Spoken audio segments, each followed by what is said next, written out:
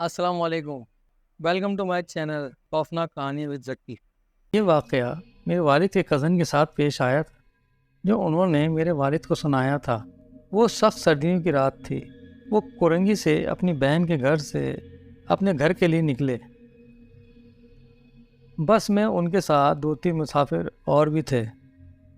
گورا قبرستان جو عیسائیوں کا قبرستان ہے اسی کے ساتھ FTC بلڈنگ ہے.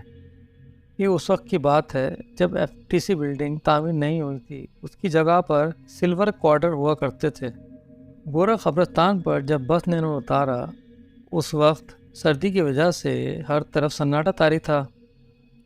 ان کی اپنے دل کی دھڑکن انہیں سنائی دے رہی تھی.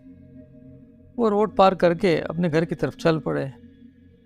تھوڑی دیر بعد انہیں ایک مدھم سے روشنی نظر آئی اور وہ تیز تیز قدموں سے اس روشنی کی طرف چل پڑے. قریب جا کر دیکھا تو ایک مونگ پھلی والا ٹھیلا لیے آہستہ آہستہ آگے جا رہا تھا. انہوں نے سوچا تھوڑی مونگ پھلی لے لیتا ہوں تاکہ کھاتے ہوئے راستہ آرام سے گزر جائے. انہوں نے مونگ پھلی والے سے کہا بھائی مونگ پھلی دے دو.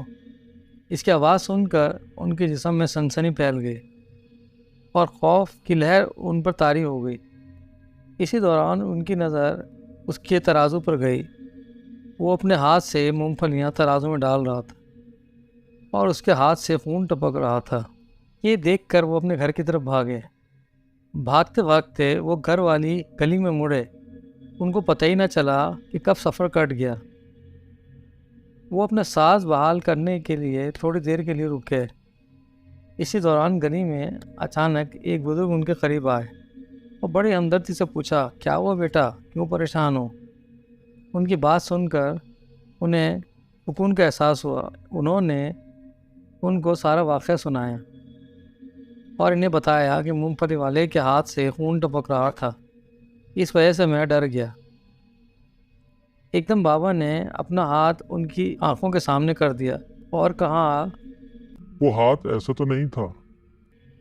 کیونکہ ان کے ہاتھوں سے بھی خون ٹپک رہا تھا. یہ دیکھ کر میں بے ہوش ہو گیا اور جب ان کی آنکھ کھلی تو وہ اپنے گھر میں تھے. انہوں نے ادھر ادھر دیکھا تو صبح ہو چکی تھی اور آس پاس ان کے گھر والے تھے. انہوں نے جب واقعہ اپنے گھر والوں کو بتایا تو انہیں یقین نہیں آیا. وہ پھر ایک ہفتہ بخار میں مبتلا رہے.